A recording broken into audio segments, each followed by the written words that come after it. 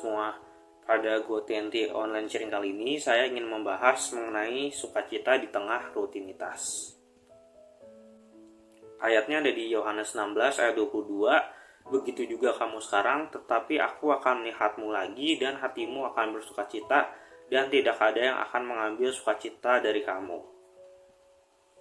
Untuk kita yang masih pelajar, mungkin keseharian kita diisi oleh hal-hal seperti ke sekolah, belajar, terus juga bermain dengan teman, yang mana hal-hal tersebut ada fase di mana kita merasa jenuh dan juga merasa lelah dengan apa yang kita jalankan sehari-hari.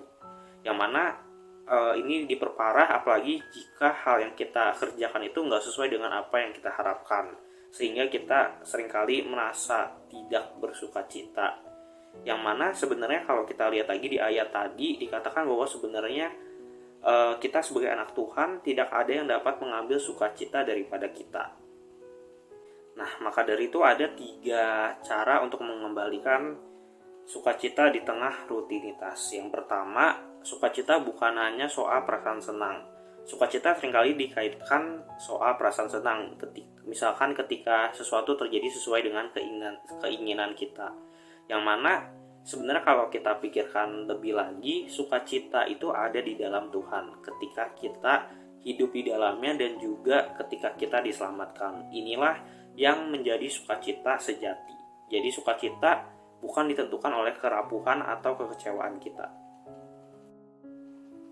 Lalu yang kedua, jangan jadikan bosan sebagai alasan untuk kita tidak bersukacita. Ketika kita melakukan hal yang sama berkali-kali, terkadang kita menjadi merasa jenuh, menjadi merasa lelah hingga ingin menyerah.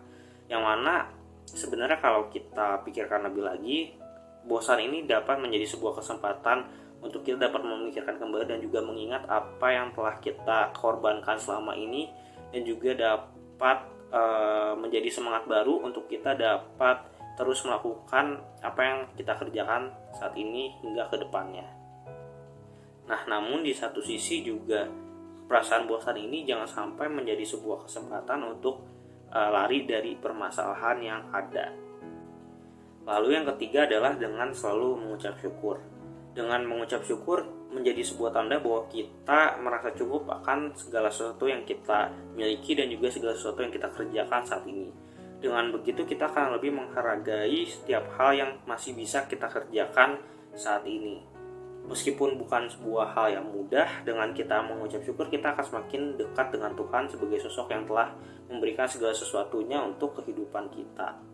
Maka dari itu jangan lupa untuk selalu menjaga hubungan dengan Tuhan dan juga lebih mendekatkan diri kita kepada Tuhan agar kita dapat selalu bersukacita di dalam segala hal. Sekian GoTNT Online Sharing kali ini, terima kasih dan God bless.